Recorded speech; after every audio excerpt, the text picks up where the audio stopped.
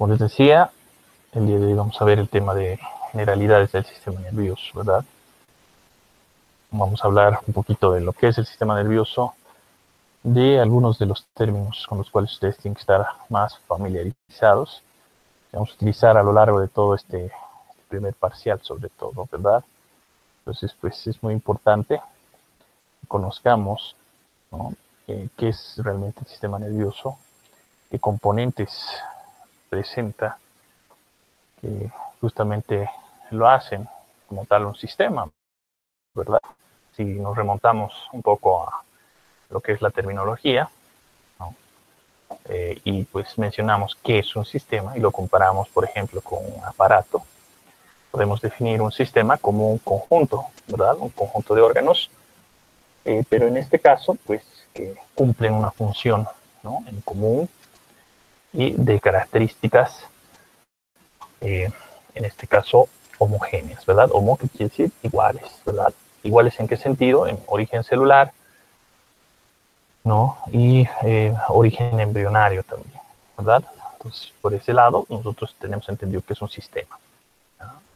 Ahora, el sistema nervioso como tal consta de lo que va a ser, como ustedes saben, un conjunto de células que forman, ¿no?, todo este intrincado sistema. ¿Por qué intrincado? Porque está formado por justamente, pues, células nerviosas que no solo se componen por las famosas neuronas, ¿verdad?, sino también por otros tipos celulares, como en el caso, pues, de la glía, ¿no?, las llamadas células gliales, que pues en su mayor parte forman, ¿no?, se podría decir que el mayor porcentaje a nivel de todo lo que es la estructura nerviosa, ¿no? Uno piensa muchas veces que, pues, solo, por ejemplo, en este caso, como ustedes tienen en la figura, el cerebro, por ejemplo, está formado exclusivamente por neuronas, pero no es así, ¿verdad?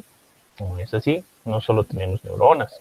Pues lindo sería que solo tengamos neuronas, ¿no? Seríamos seres sobresalientes, neurológicamente hablando, ¿no? Pero no, lastimosamente, la mayor parte de las células que forman, por ejemplo, el cerebro, son las llamadas células de apoyo, que serían las células de la glía, ¿no? Y en menor cantidad están ahí presentes las llamadas neuronas. Entonces, podemos mencionar que el sistema nervioso, ¿no?, consta de una red compleja de estructuras especializadas que tienen como función y como misión, ¿no?, controlar y regular lo que es el funcionamiento de los diversos órganos y sistemas. Podemos decir que el sistema nervioso en general es, pues, la computadora, ¿no?, interna que nosotros tenemos, ¿no?, que nosotros y otros vertebrados, ¿no?, otros animales también compartimos, ¿no?, en general. Y es el que se encarga de comandar, pues, ¿no?, todas las funciones que, pues, nuestro organismo tiene. Entonces, por eso es muy importante.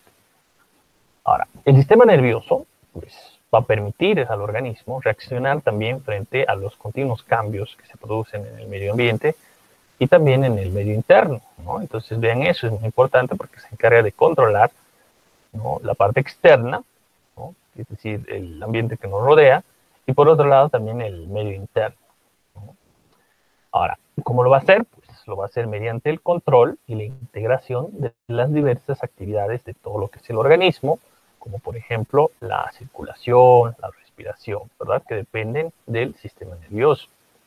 Ahora, el sistema nervioso como tal se va a clasificar, ¿no?, primero mediante su estructura, es decir, morfológicamente, y también lo va a hacer mediante su función, es decir, pues fisiológicamente, ¿verdad? Fisiológicamente. Ahora, a nivel de la estructura, es decir, la clasificación morfológica, el sistema nervioso se divide en dos: el sistema nervioso central y lo que va a ser el sistema nervioso periférico, ¿ya? Por otro lado, en cuanto a la función, el sistema nervioso se va a dividir en lo que es el sistema nervioso llamado autónomo, ¿no?, por un lado, o también llamado neurovegetativo, ¿no?, y por otro lado el sistema nervioso somático, también conocido como de vida en relación. Estas clasificaciones, como les decía, son muy importantes. Por ejemplo, en cuanto a lo que es la parte morfológica, el sistema nervioso central, ¿no?, está comprendido, ¿por qué?, primeramente por el encéfalo y la médula espinal, ¿verdad? Ahora, cuando hablamos de encéfalo, muchos tienden a confundir encéfalo con cerebro, ¿verdad? Algunos inclusive lo utilizan como si fueran sinónimos, pero no lo son en absoluto. ¿Por qué? Porque no se olvide que el cerebro es una pequeña parte del encéfalo, no es todo, ¿verdad? ¿A qué nos referimos cuando hablamos de encéfalo? Nos referimos al cerebro más, vean esto, al cerebro más lo que es el tronco, ¿verdad? El tronco encefálico, también llamado tallo, ¿verdad? Tallo encefálico, que está comprendido a su vez por tres estructuras, que sería el mesencéfalo, el puente y el bulbo, ¿verdad? Esas tres estructuras forman lo que nosotros le llamamos el tronco, ¿no? O tallo encefálico.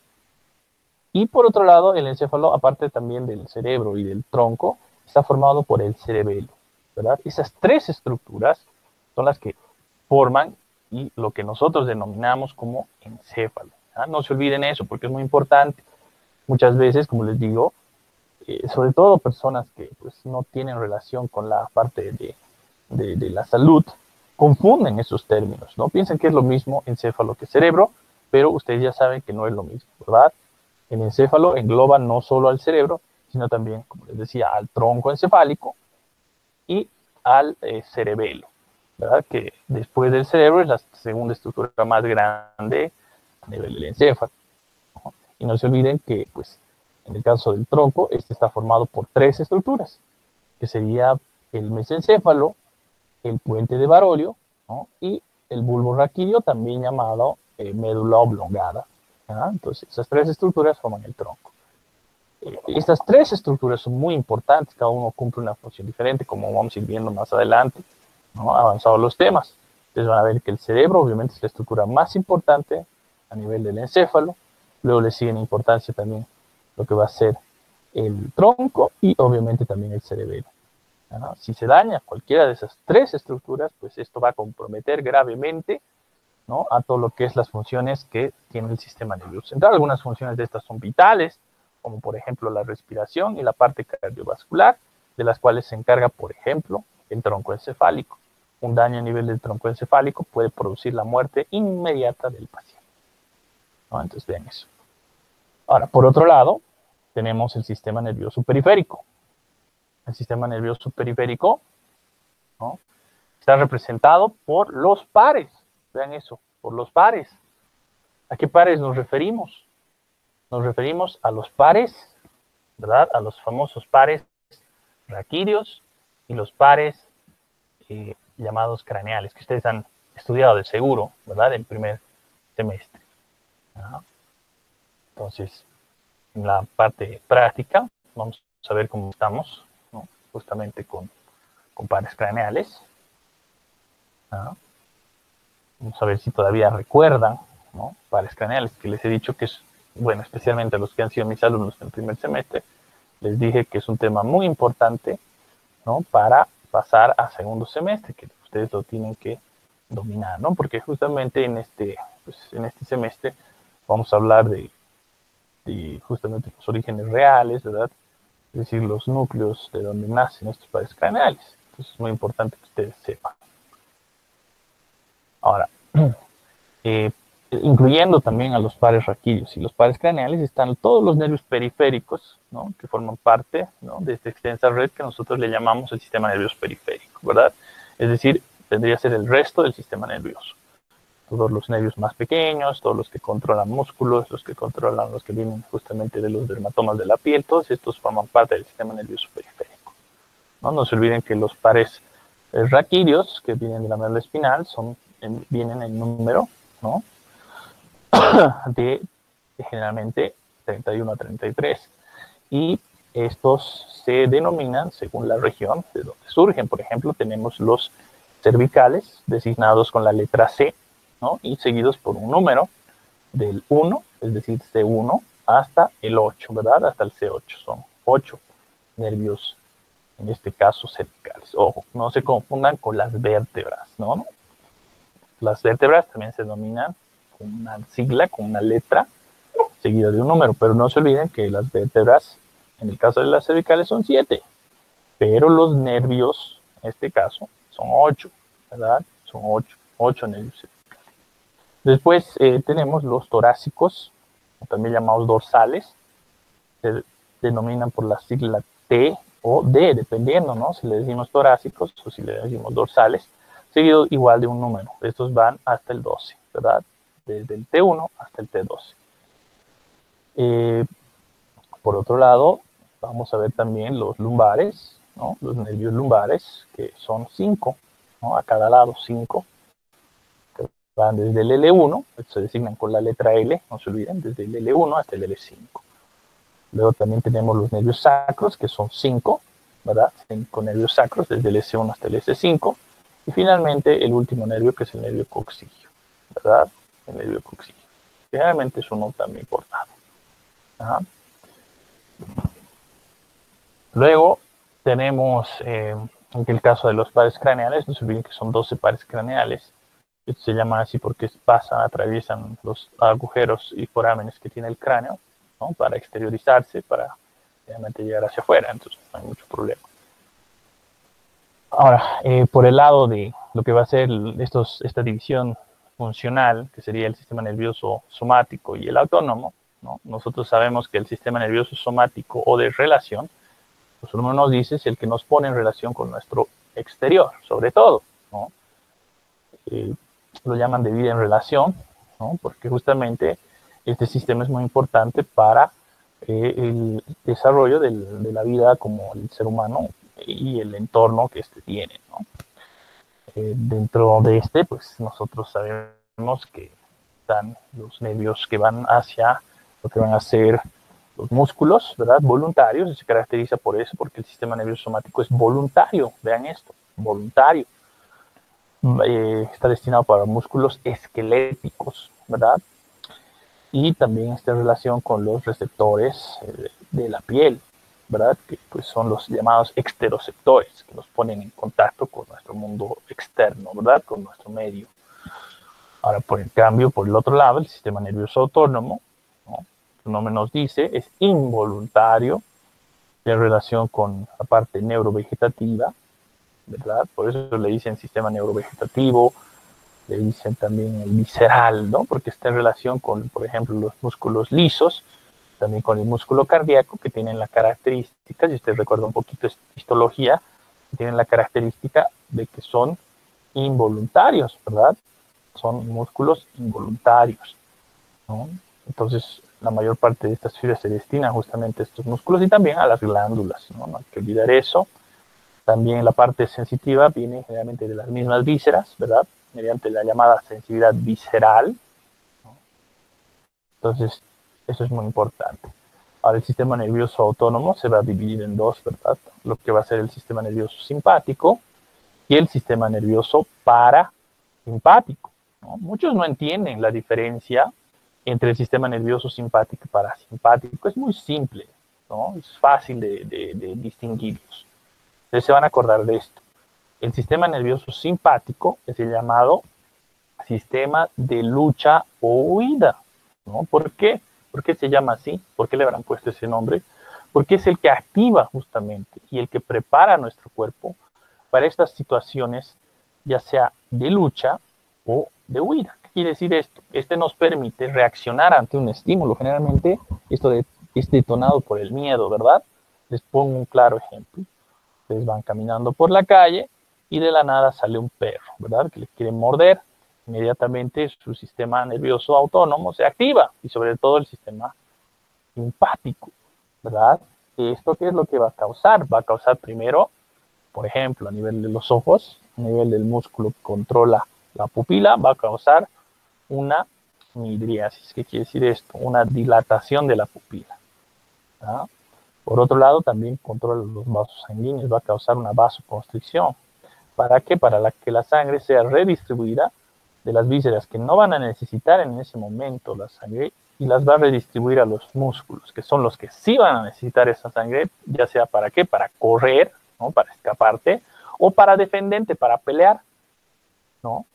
Entonces esa sangre va a ir a los músculos. Por otro lado, va a aumentar el nivel de un neurotransmisor muy importante, que es la adrenalina, ¿verdad? Que actúa también a estos niveles. la adrenalina aumenta, ¿no?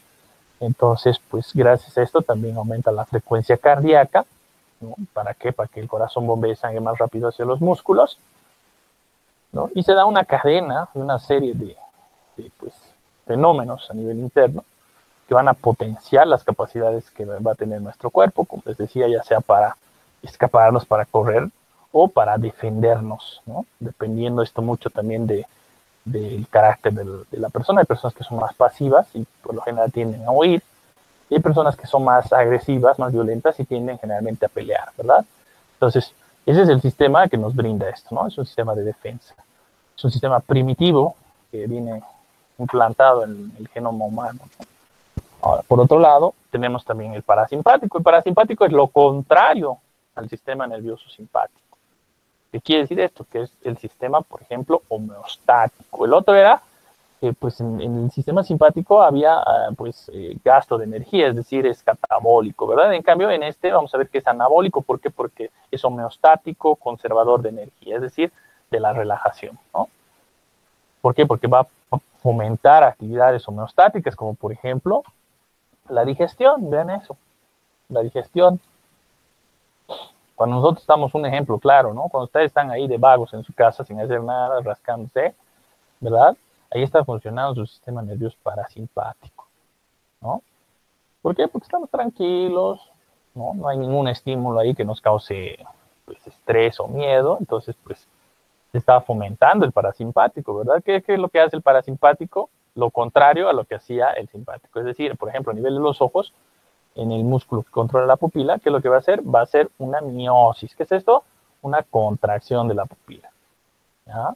Por otro lado, a nivel de los vasos sanguíneos va a producir vasodilatación, ¿no? Esa vasodilatación va a ser muy importante del sistema digestivo porque va a fomentar las acciones del sistema digestivo, es decir, va a aumentar, por ejemplo, la secreción de ácido clorhídrico, la secreción de jugo gástrico, el peristaltismo, ¿no?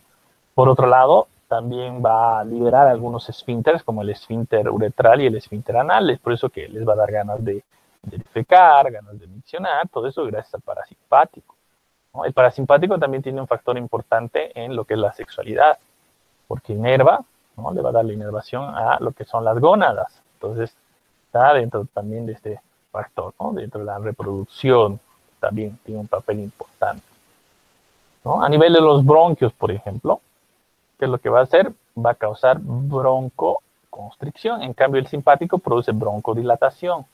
Esto es lógico, porque tú cuando estás, por ejemplo, asustado, cuando está el sistema simpático actuando, vas a necesitar respirar más para llevar más oxígeno pues, hacia los pulmones y posteriormente vaya hacia la sangre, ¿verdad? Entonces va a haber una broncodilatación. Esto va a permitir mayor cantidad de aire, ¿no? Pasando hacia los pulmones. En cambio, cuando actúa el parasimpático, lo contrario, no vamos a necesitar tanta cantidad de oxígeno. Entonces, obviamente, va a haber una broncoconstricción, ¿no? Entonces, vean esa diferencia.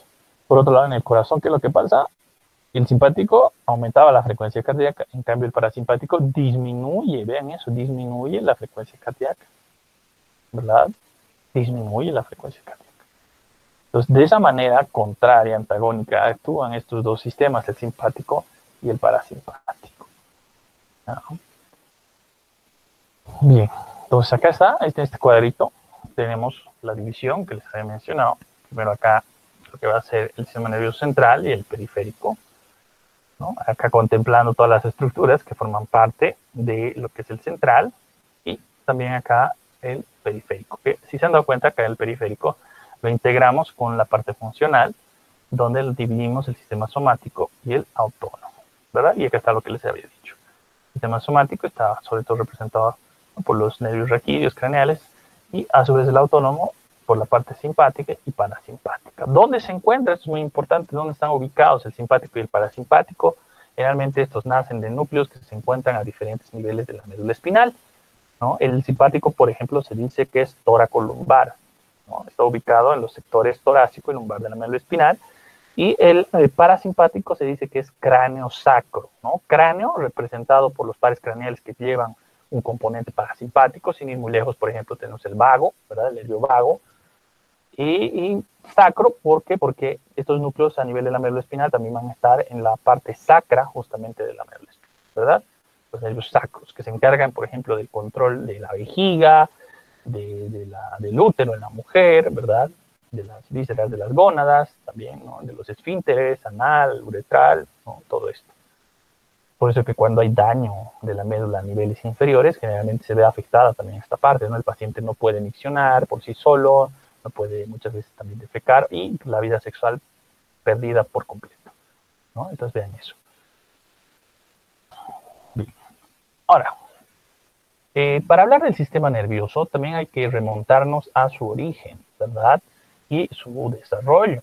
Para esto, no sé si ustedes ya han llevado, ¿no? De hecho, tal vez ya han debido llevar, no sé, con la doctora Choquetilla en lo que es embriología, ¿no? El desarrollo embrionario del sistema nervioso. Si no lo han hecho, pues lo vamos a ver un poquito, ¿no? Y si lo han hecho, lo vamos a recordar, ¿ok?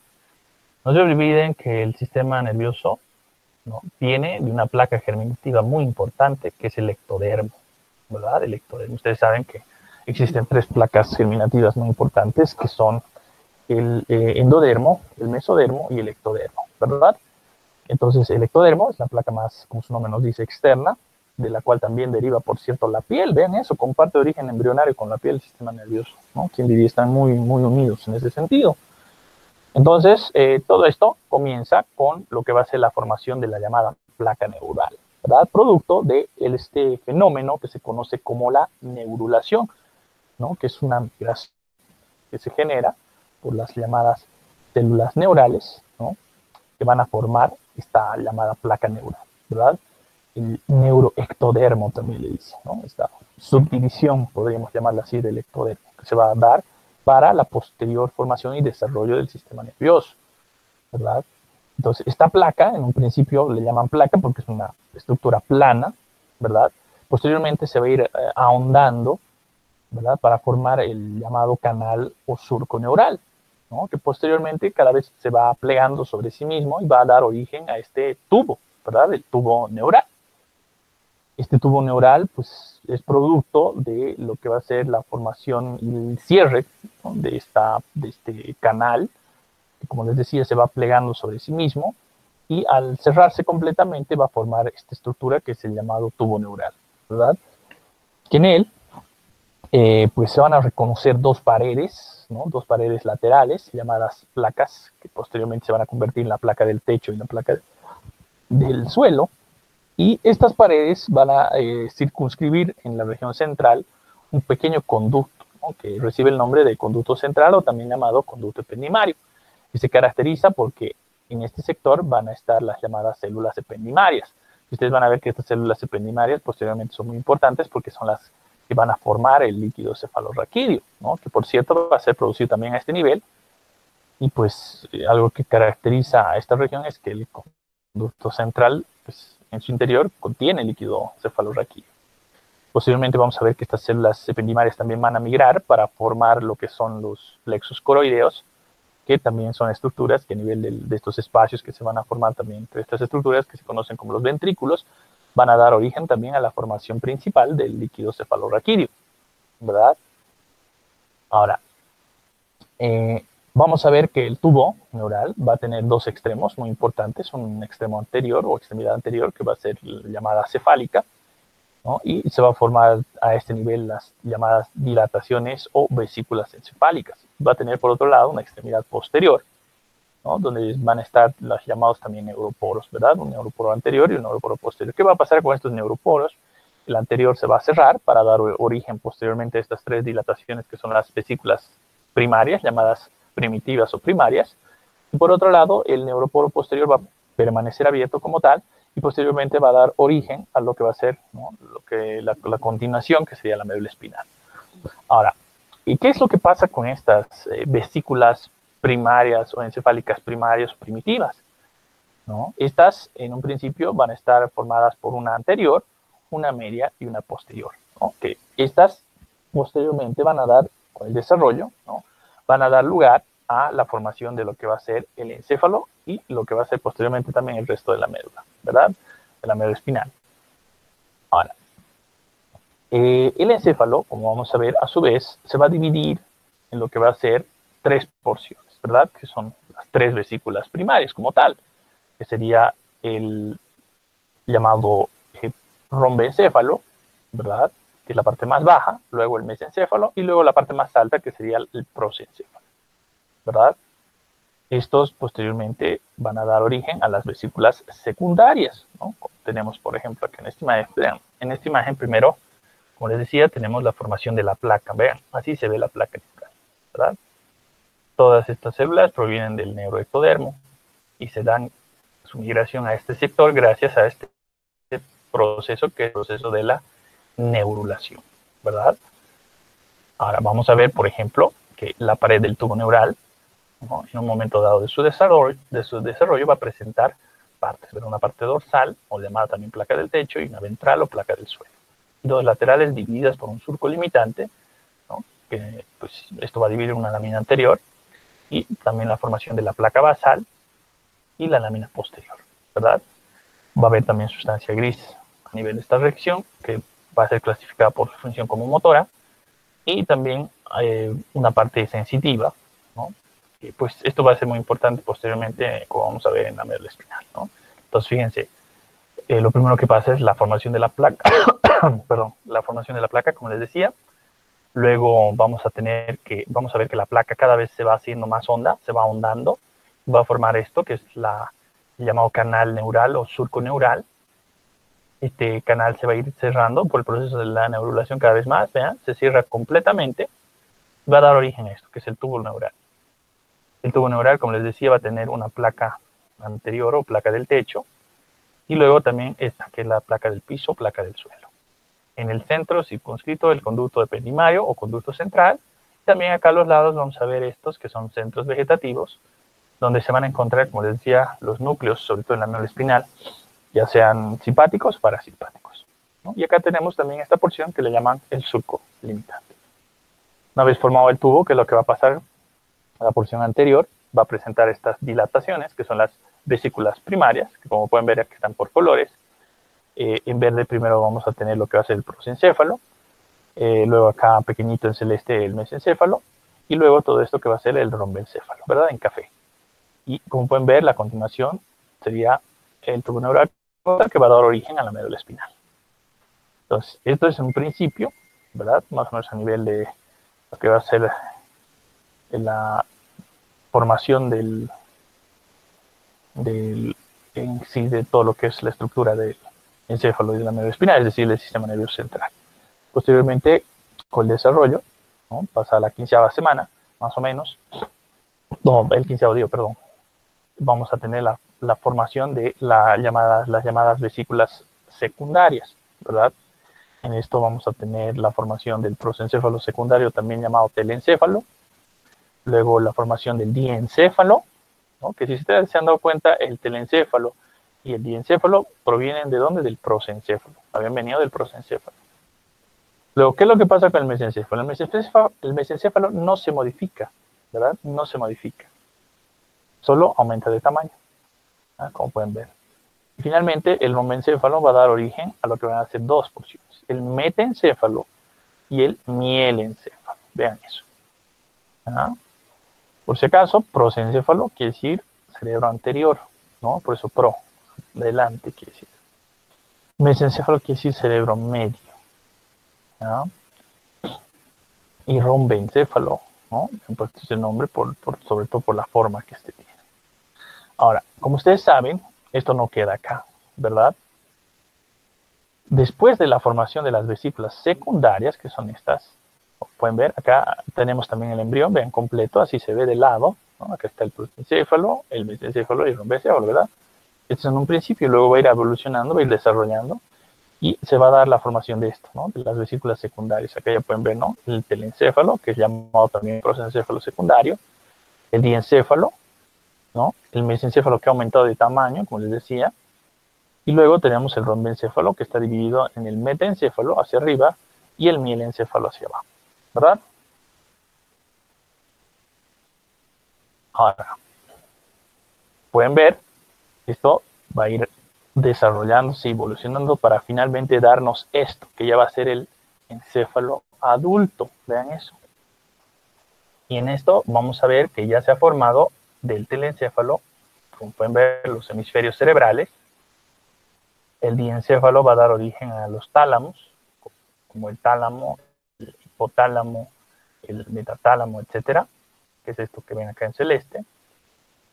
El mesencéfalo, que permanece como tal y va a estar caracterizado por y representado sobre todo por lo que va a ser los pedúnculos cerebrales, la placa, ¿no? La llamada placa o lámina cuadrigémina.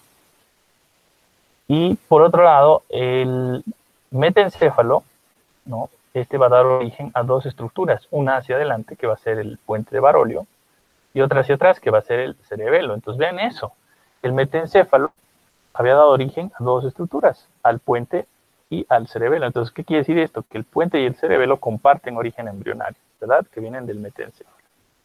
Y finalmente, hacia abajo, el mielencéfalo va a dar origen al bulbo raquídeo o médula oblongada, ¿no? Bulbo raquídeo o médula oblongada. Entonces, ahí está. Este es el fin de todo esto, ¿verdad? De todo este desarrollo. ¿Ya? De esa manera es como se va a dar.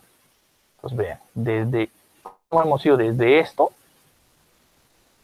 hasta esto, ¿verdad? Hasta el cerebro adulto.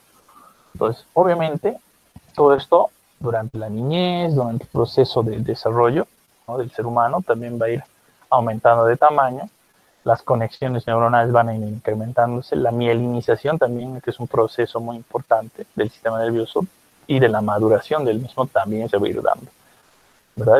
Es por eso que nuestro cerebro va a pasar por todas esas etapas, ¿verdad? Desde la niñez hasta la adultez, hasta la madurez como tal, ¿no?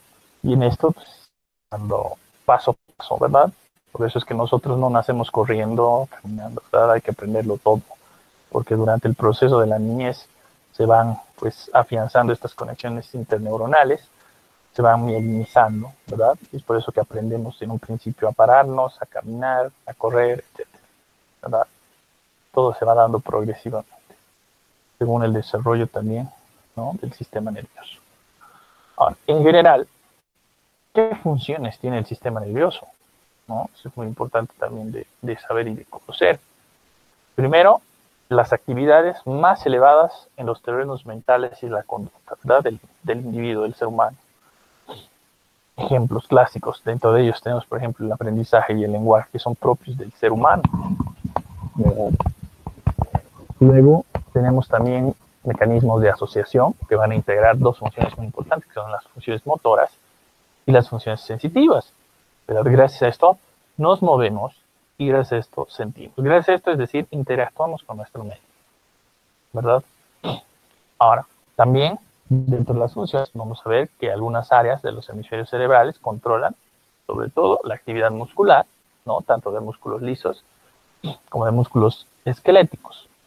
Otras áreas también, ustedes saben, son sensitivas y van a recibir los impulsos tanto sensitivos generales como sensitivos especiales, ¿verdad? Dentro de los sensitivos especiales, ustedes saben que tenemos, acá entra lo que es la sensibilidad, ¿no? Sobre todo sensorial a nivel de los sentidos, visceral también, ¿no? Ahora, las vías, justamente, que ascienden y descienden por el encéfalo y la médula espinal se van a agrupar, ¿no? Formando estas estructuras que nosotros le llamamos haces, ¿verdad? Que es una extensa red de fibras, ¿no? Un ejemplo clásico es el haz córtico-espinal, también llamado piramidal, y el córtico ocular también, ¿no? Que pues integra, como su nombre nos dice, la corteza córtico, la corteza cerebral, con, por ejemplo, la médula espinal, ¿no? Por eso se llama córtico espinal. Ahora, desde las funciones, por ejemplo, que tiene el tronco encefálico, ¿no? Además de estos haces que van a pasar a través de él, que ascienden y descienden, pues vamos a tener centros importantes para la integración de funciones vitales, ¿no? Así como funciones motores y sensitivas también. En los centros principales tenemos los centros respiratorios, por ejemplo, el centro respiratorio y el centro cardiovascular. Como les decía, van a controlar la respiración y van a controlar también la parte cardiovascular, ¿no? Es decir, el corazón, ¿no? Los vasos sanguíneos, etc. Entonces esto es muy importante. Si estos centros se dañan, por ejemplo, pues, como les decía, pueden causar la muerte súbita del paciente. Ahora, el cerebelo, qué función en general tiene el cerebelo, está relacionado con, pues, la regulación automática del movimiento y la postura, también la coordinación, ¿no? Con la corteza cerebral y esto nos permite, pues, mantener el equilibrio sobre todo, ¿verdad? Las funciones del cerebelo están en relación con el equilibrio, el tono muscular, ¿verdad? Y la coordinación motora.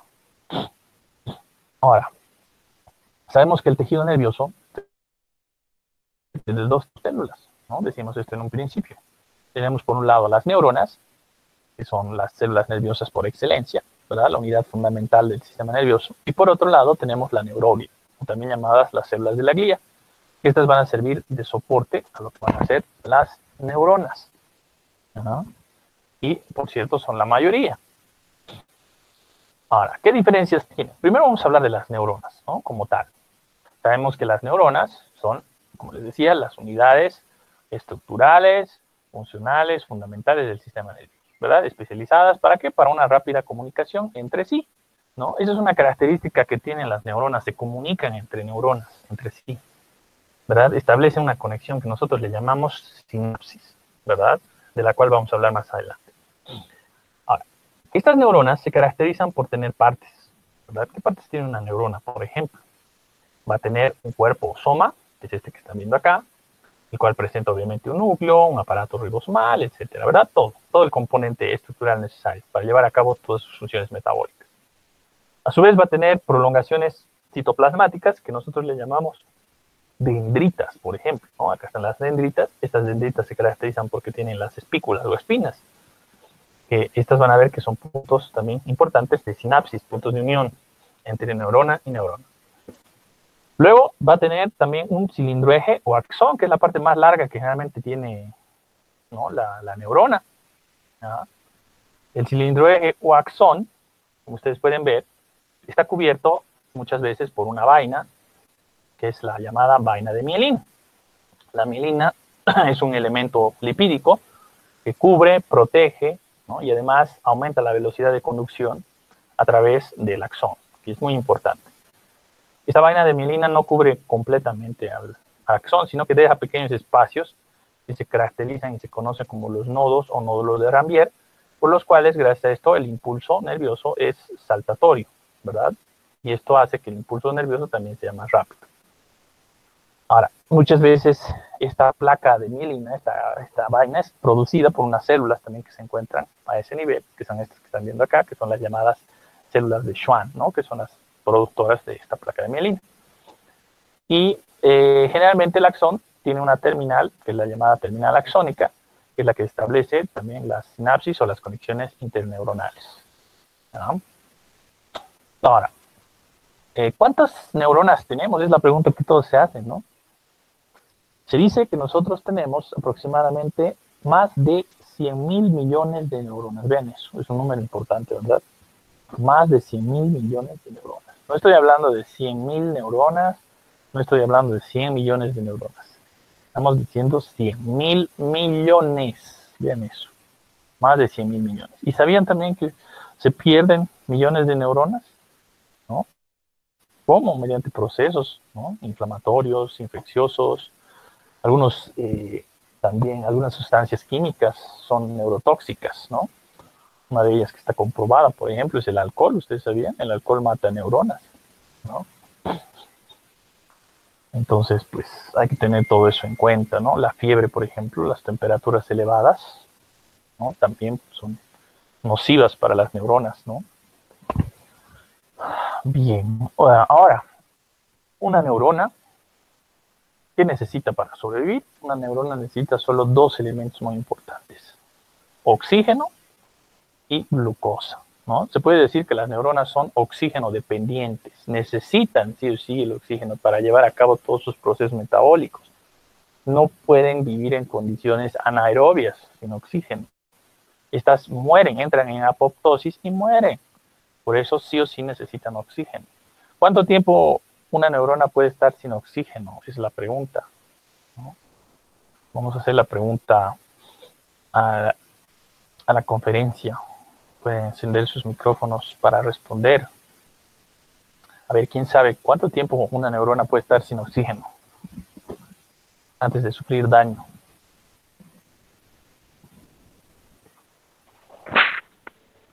Entre 4 o 5 minutos, doctor. Muy bien, exacto, hasta 5 minutos. Ese es el tiempo que nosotros tenemos, por ejemplo, para realizar un masaje cardíaco y hacer que el corazón lleve esa sangre al cerebro para evitar daños, ¿no? O secuelas. Pasados estos 5 minutos, es muy probable que el cerebro sufra daño, ¿no? Especialmente un paro cardiorrespiratorio, ¿no? Es por eso que es muy importante la reanimación cardiopulmonar, ¿verdad? Para llevar esa sangre sobre todo al cerebro y de esa manera evitar daños, ¿no? Posteriores. Hay que tener eso en cuenta. Bien, ahora, por otro lado, como les decía, las neuronas también necesitan de glucosa, ¿no? Este es el aporte energético que necesita también para llevar a cabo sus funciones. Sin glucosa, pues lastimosamente las neuronas se fatigan, ¿no? Necesitan de glucosa como energía, sobre todo para el ATP, ¿verdad? Para convertir posteriormente esto en ATP. Entonces, si una neurona, y hemos dicho, no recibe oxígeno, esta muere, ¿verdad? Pero ¿qué pasa? Y les vuelvo a hacer la pregunta también acá a toda la conferencia. ¿Qué pasa si la neurona no recibe glucosa? ¿Cómo se manifestará esto? ¿Qué pasa? ¿Qué es lo que pasa? Por ejemplo, en el cerebro.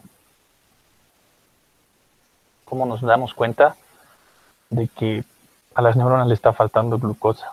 A ver, ¿quién me responde? Doctor, ¿no sería dolor de cabeza, mareos? Ya, ¿qué más? Algo más importante. Sobre todo esto se ve en las mujeres que tienen tendencia a la hipoglucemia, ¿no? Es la clásica, bueno, cuando habían clases presenciales, ¿no? La clásica alumnita que me llegaba sin desayunar a la clase. ¿Qué es lo que pasaba? ¿Se desmaya? Exacto. Que nosotros le llamamos la lipotimia, ¿verdad? La lipotimia o el síncope también le decimos, ¿verdad? Muy característico. Esto indica una hipoglucemia, ¿verdad? Las neuronas no están recibiendo la cantidad necesaria de glucosa. ¿Y qué es lo que pasa? Nuestro cerebro se desconecta. ¿Y qué es lo que pasa? Se desmaya, ¿verdad? Por eso siempre les digo a todos, y bueno, siempre les decía a todos mis alumnos que se vengan desayunando, ¿no? Por lo menos una pastillita, un chocolate, algo, porque es muy común, sobre todo en las mujercitas, ¿no? Que tienen tendencia más a la hipoglucemia. Bien, entonces de esa manera se manifiesta, ¿verdad? De esa manera nos damos cuenta, esta persona está con hipoglucemia, ¿por qué? Porque sus neuronas no están recibiendo la cantidad necesaria de glucosa, ¿no? ¿Cómo se arregla esto? Pues, ¿no? Dando a la persona ahí algo dulce, ¿no? Puede ser, como les digo, una golosina, ¿no? Algún carbohidrato. Bueno, ahora, las neuronas pueden ser clasificadas por la forma que estas tienen, ¿no? Sobre todo el soma. Podemos verlas en diferentes formas. Tenemos estrelladas, las tenemos fusiformes, es decir, en forma de sacos, las tenemos ovaladas, ¿no? Perdón, las tenemos también en, en formas de pera, ¿no? Periformes. Pues existen distintos tipos de neuronas según la forma, ¿no? Estas también pueden ser clasificadas por los polos que estas presentan, ¿no? Si presentan un polo son unipolares, o monopolares también llamadas. Si presentan dos polos son bipolares, si presentan muchos polos son multipolares, ¿verdad? Es así como las clasifican. Por ejemplo, también por sus funciones, si son neuronas motoras, si son neuronas sensitivas, ¿no? Acá un claro ejemplo, tenemos por ejemplo las neuronas motoras multipolares. ¿Por qué se caracterizan? Este tipo de neurona se caracteriza porque posee dos o más dendritas, ¿no? Y un solo axón. Ahora, el tipo más común es, pues, en este caso, de las neuronas que se presentan en el sistema nervioso central y también el periférico, ¿verdad? Todas las neuronas motoras que controlan, por ejemplo, los músculos esqueléticos son de este tipo, ¿verdad? Las que componen también el sistema nervioso autónomo son neuronas multipolares. Ahora, tenemos también las sensitivas, ¿no? Que pueden ser pseudomonopolares, y estas se caracterizan porque van a poseer una corta prolongación, que se va a separar en una prolongación periférica, ¿verdad? Que es la que va a llevar el impulso desde el órgano receptor, y también una central, que lo va a llevar desde el cuerpo hacia el sistema nervioso central, ¿no? Ahora, sus cuerpos celulares están localizados generalmente en ganglios, ¿verdad? Ganglios sensitivos, ¿no? Por lo tanto, también van a formar parte del sistema nervioso periférico, ¿no? Ahora, otra cosa que diferencia a las neuronas también es el tamaño, ¿verdad? El tamaño. Podemos tener desde las más pequeñas, que van desde las 5 micras, por ejemplo, hasta las más grandes, como por ejemplo las células piramidales gigantes de von Petz. Estas neuronas, igual que las alfa-motoneuronas, son neuronas grandes que pueden tener tamaños de hasta 135 micras aproximadamente, ¿verdad? Entonces, esas también son las diferencias que existen entre neurona y neurona. Ahora, como ustedes saben, las neuronas, pues se comunican, ¿verdad? En sí, decíamos, ¿verdad? Se comunican entre sí. Estas comunicaciones se conocen como la sinapsis, ¿verdad? Es una sinapsis. Una sinapsis se puede definir como una comunicación entre una neurona con la otra, ¿verdad? Pero esta comunicación, estos puntos de comunicación de unión son de tipo funcional, ¿verdad? Porque realmente no son físicas, no se tocan neurona y neurona, no hacen un contacto físico, sino que es un contacto funcional. Eso es muy importante, ¿verdad? Estos puntos de contacto interneuronales son la forma en que el sistema nervioso central se comunica como tal, ¿verdad? Ahora, estas comunicaciones perdón, se producen por medio de neurotransmisores, ¿verdad? Sobre todo las sinapsis químicas. ¿Por qué? Porque hay que diferenciar acá dos tipos de sinapsis. Las sinapsis químicas, que son las más comunes, y las sinapsis eléctricas. Vean eso. Las sinapsis químicas, como su nombre nos dice, utilizan sustancias químicas que son liberadas por una neurona. ¿Para qué? Para excitar o inhibir a la otra, ¿verdad? Lo que en este caso continuaría o interrumpiría la conexión de los impulsos o la respuesta entre una neurona y la otra, ¿verdad? Estas sustancias químicas se llaman neurotransmisores.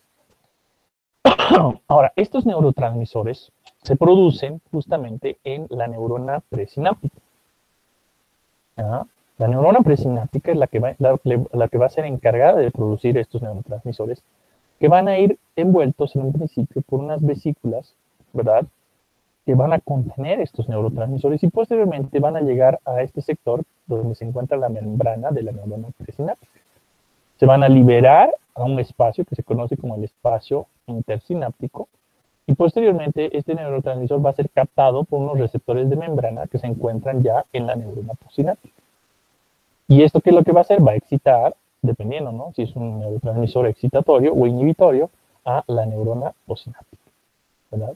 Pues ven esto, acá se va a cumplir una ley de la física que ustedes tal vez han escuchado, que es la ley de acción y reacción. Esta ley rige en todo en nuestro universo, ¿verdad? Está en todo.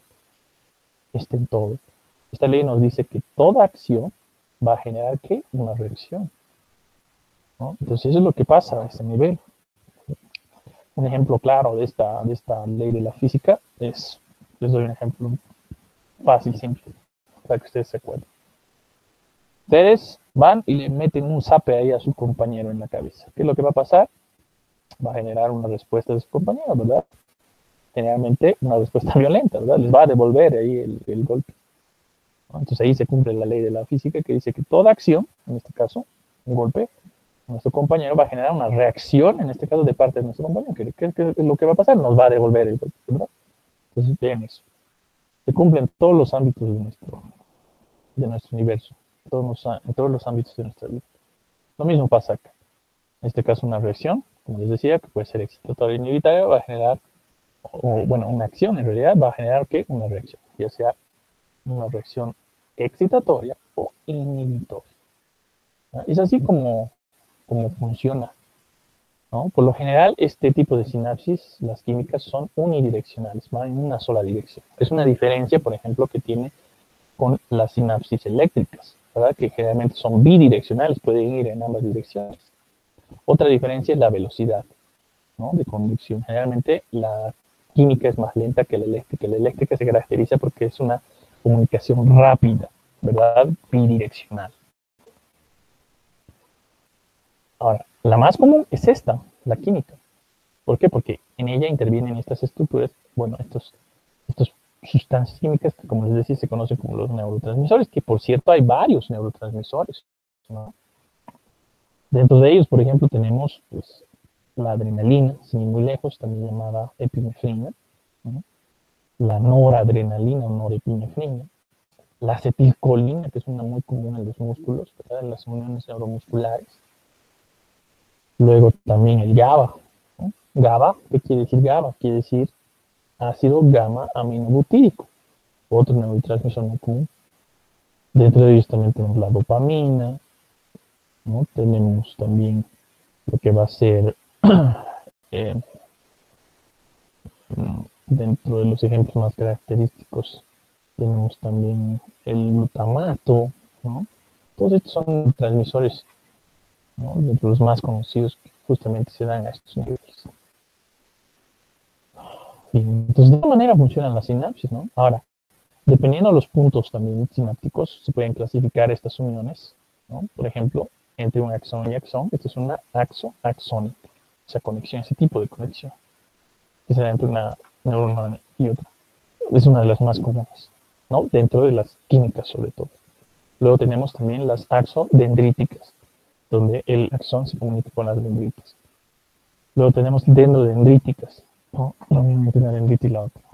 Dendroespinosas, entre las espinas, justamente, o axoespinosa, ¿no? O axosomática, entre el axón y el soma directamente de la neurona. Son diferentes tipos de conexiones que se pueden dar, ¿no? Bien. Ahora, el sistema nervioso, como tal, central, sobre todo, se compone, y hemos dicho, ¿verdad?, del encéfalo y la médula espinal. Estos son muy importantes porque van a integrar y van a coordinar las señales nerviosas de entrada y salida, ¿verdad? Y van a llevar a cabo también las funciones mentales superiores, como por ejemplo, hemos dicho, el pensamiento y el aprendizaje, ¿verdad? Todo esto se da gracias a un sistema integrado entre el cerebro, el tronco, el cerebelo y la médula espinal, que son las estructuras más importantes del sistema nervioso. Si alguna de estas estructuras se daña, esto va a causar serios problemas, ¿verdad? Las llamadas secuelas nerviosas. Por ejemplo, si se daña el cerebro, dependiendo del hemisferio, esto va a causar problemas a nivel motor, a nivel sensitivo y a niveles superiores. Sobre todo a nivel de la memoria, el aprendizaje, ¿verdad? Funciones como el habla, ¿verdad? Funciones relacionadas también con los sentidos, como la vista, el olfato, etcétera, que se van a ver afectados, dependiendo del área, ¿no? Y la región. Si se daña el cerebelo, por ejemplo, vamos a tener problemas a nivel del equilibrio, en la coordinación motora. Si se daña el tronco, problemas serios, inclusive llegando hasta la muerte, ¿no? Por el daño a los centros vitales. Si se daña la médula espinal, dependiendo también a qué nivel se daña la médula espinal, vamos a tener problemas también, ¿no? Motores sensitivos en miembros superiores, miembros inferiores, el tronco, etc. Ahora, nosotros tenemos que saber que las neuronas se van a agrupar y van a formar dos estructuras muy importantes que hay que saber diferenciar: los núcleos y los ganglios. ¿Por qué? ¿Qué es un núcleo primero? Un núcleo es un conjunto de cuerpos neuronales dentro del sistema nervioso central. En cambio, un ganglio es un conjunto de cuerpos neuronales también, pero fuera del sistema nervioso central, es decir, en el sistema nervioso periférico. Vean esa diferencia. Ahora, acá están viendo los núcleos. Estos núcleos, al agruparse, van a formar ¿qué? Parte de la sustancia gris, llamada sustancia gris. Ustedes van a ver que el sistema nervioso se divide en dos sustancias. La sustancia gris, que es la más importante porque contiene neuronas, contiene núcleos, contiene abundantes vasos sanguíneos, por eso toma ese color grisáceo. Tiene también células de la glía y tiene axones o fibras amielínicas, es decir, que carecen de mielina. En cambio, la sustancia blanca se caracteriza porque contiene fibras, ¿verdad? Fibras mielinizadas, con abundante mielina, por eso tiene ese color blanco, por eso le dicen sustancia blanca. Carece de abundantes vasos sanguíneos, es decir, tiene pocos vasos sanguíneos, y carece de neuronas, no tiene cuerpos neuronales. Estas son las diferencias entre la sustancia gris, como están viendo acá, ampliada, ahí están los cuerpos neuronales, y la sustancia blanca, que son fibras, ¿verdad? Es una diferencia importante. Por eso, por lógica, si se daña la sustancia gris, esto va a ser mucho más serio que si se dañara la sustancia blanca. ¿Por qué? Porque no se olviden que las neuronas carecen de replicación como tal, carecen, es decir, no se regeneran. Una neurona muerta es una neurona perdida, que nunca más la vas a recuperar. En cambio, la sustancia blanca, las fibras, sí sufren de un proceso de regeneración. Una fibra seccionada se puede volver a regenerar, ¿verdad? Esa es la diferencia más importante. Entonces, por eso, si se daña la parte más importante, que es la sustancia gris, pues esto va a generar, ¿qué? Problemas, secuelas, ¿verdad? ¿Por qué? Porque, como les he dicho, las neuronas no sufren ese proceso de regeneración. Entonces, lastimosamente, si una neurona muere, pues es una neurona perdida y la función que esta conlleva muchas veces es seria, ¿va? Puede ser una neurona motora, puede ser una neurona sensitiva, y esto va a afectar justamente esas dos funciones, ¿no? Ahora, las fibras se van a agrupar también y van a formar los haces o tractos y también los fascículos. ¿En qué se diferencia un haz y un fascículo? El haz es un conjunto de fibras generalmente homogéneas y el fascículo es un conjunto de fibras heterogéneas. Vean eso. Que están también dentro del sistema nervioso central y que conectan también los núcleos de la corteza cerebral, ¿verdad? Son axones, son un conjunto de axones que están viniendo o están yendo hacia el cerebro, por ejemplo. Sin ir muy lejos, el haz piramidal, que es uno de los más famosos, lo llaman así porque nace de las células o de las neuronas piramidales de Bunvetz, que están en la corteza cerebral, y que viajan a través de todo esto y llegan a la médula espinal. Y van a formar parte de los cordones anteriores y los cordones laterales de la médula espinal. Están viendo acá una parte. ¿Ok? Entonces, así se agrupan también las fibras a ese nivel. Y es algo muy importante también de diferenciar. Entonces, ya saben ustedes cuál es la diferencia, por ejemplo, entre un núcleo y un ganglio, ¿ah? Sin ir muy lejos. Bien, acá también tenemos la protección que tiene el sistema nervioso como tal, sobre todo el central. El sistema nervioso central se caracteriza porque está protegido, ¿verdad? Por una serie de capas que van desde afuera, desde la piel, pasando a través del periósteo, el hueso, y finalmente llegando también a las membranas durales, ¿verdad? A las llamadas membranas meningias, perdón, no durales, membranas meningias, que son tres, por cierto. La dura madre, que es la más externa, la aracnoides y la pía madre, ¿verdad? Entonces, esta protección se divide en lo que es el estuche duro y el estuche blando. El estuche duro está conformado generalmente por los huesos, por el hueso, ¿verdad? Por el hueso como tal. Está formado también por algunos ligamentos, por ejemplo, a nivel de la médula espinal, como están viendo acá. Y el estuche blando, por otro lado, está formado por las capas meningias, el líquido cefalorraquídeo sobre todo, ¿no? Y los propios vasos sanguíneos.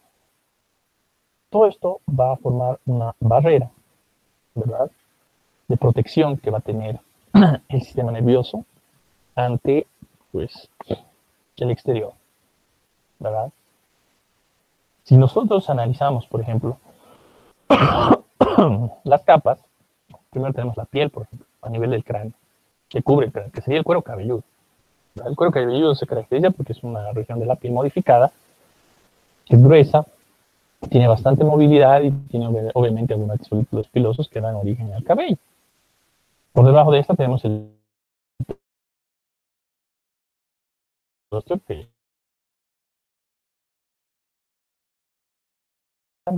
si se han dado cuenta, a nivel del encéfalo, la parte protectora serían los huesos del cráneo. Y a nivel de la médula espinal serían los huesos de las vértebras, ¿verdad? De la columna vertebral. Van a proteger a estas estructuras tan vitales, tan importantes. Por otro lado, también tenemos lo que va a ser la dura madre, ¿verdad? Las capas meningias que decíamos, acá también se puede ver, por ejemplo, a nivel de la médula espinal, de la dura madre, la aracnoides y la pía madre. La dura madre se llama así porque es la más dura, la más resistente, ¿no? Van a ver que parece un plástico. Tiene su propia irrigación, tiene su propia inervación. Luego está la aracnoides, que se llama así porque sus fibras forman como una especie de entramado de tela de araña, ¿verdad? Que va a unir la dura madre con la pía madre, ¿no? Y pues la pía, que es la más interna, es la más pegada justamente y está en relación íntima con el tejido ya nervioso. Ahora, existen distintos espacios también entre estos, como por ejemplo a nivel de la dura madre, un espacio que está justo por encima de esta. Se llama por eso el espacio epidural, ¿verdad? Este espacio, en el caso de la región medular, le llaman peridural. Es ahí donde se coloca la anestesia, por ejemplo, ¿verdad? Para dejar anestesiada toda la parte inferior. Luego existe un espacio por debajo de la dura madre, porque la dura madre se divide en dos capas, una superior y una inferior. Y por debajo de la capa inferior tenemos un espacio entre este y la aracnoides, que se conoce como el espacio subdural. Tanto a nivel del espacio epi como en el espacio subdural se pueden dar colecciones sanguíneas en el caso de la ruptura de un vaso sanguíneo y producen los famosos hematomas, ¿verdad? Los hematomas subdural y epidural. En el caso del hematoma epidural, ¿no? Generalmente los vasos lesionados están en relación con la arteria que nutre a la dura madre, que es la arteria meningia, y en el caso de la subdural está en relación muchas veces con las venas puente, ¿no? Son venas cerebrales que conectan también con venas del exterior. Luego, también existe un espacio muy, muy importante entre la aracnoides y la pía madre, que es el espacio subaracnoideo. Es muy importante porque a través de este espacio, pues, van a, sobre todo, va a pasar, ¿no? Este líquido, que es el líquido cefalorraquídeo, que también sirve como un factor protectivo, ¿no? Va a amortiguar sobre todo los golpeteos normalmente que tiene el cerebro contra las paredes óseas, la cavidad craneal. Y baña, por cierto, los vasos sanguíneos internos del cerebro, ¿no? Es algo muy importante. Y también existe un espacio virtual, no es un espacio real como tal, que es el espacio también llamado subpial, ¿no? Que está por debajo de la piel, ¿no? Entonces son las características también que tiene esta región. Bien. Hacemos una pausa acá para cerrar lo que va a ser la parte teórica entre comillas, ¿verdad? Y vamos a ver ya la parte práctica. Vamos a aprovechar para terminar este tema, porque ya falta muy poco, y vamos a comenzar con la clase práctica como tal, ¿ok? Entonces, acá vamos a hacer una pequeña pausa. Vamos a volver y reconectarnos aproximadamente 9:10, ¿no? Y luego retomamos el tema, ¿ok? Aprovechen para tomar algún en pie, ¿no? Y luego continuamos, ¿ok? De paso, no se olviden. Doctor, buenos días.